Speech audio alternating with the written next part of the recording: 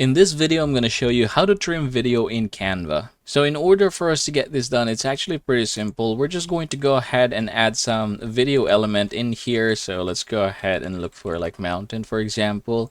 And okay, this one right here. All right, now I'm going to set this one as a video background. Now, there are two ways in order for us to get this done. Number one is if you are seeing something like this, you can just go over to the part where you want to trim. Say, for example, at the end part, and then I can just go ahead and drag it. There you go. It shortens to about 22 seconds. The same thing if you're going to do it at the beginning, just like so. Now, another way in order for you to get this done is by clicking the scissor icon right here, and then still the same thing, you are going to go ahead and drag the part where you want to use. Say, for example, I'm just going to drag or trim it to about this one, 15 seconds, and then I can just go ahead and click here, and you can see that now we are done. So now you can see that we have trimmed our video to 9.5 seconds. And yeah, that is how you are going to get this done. I hope this video helps you out.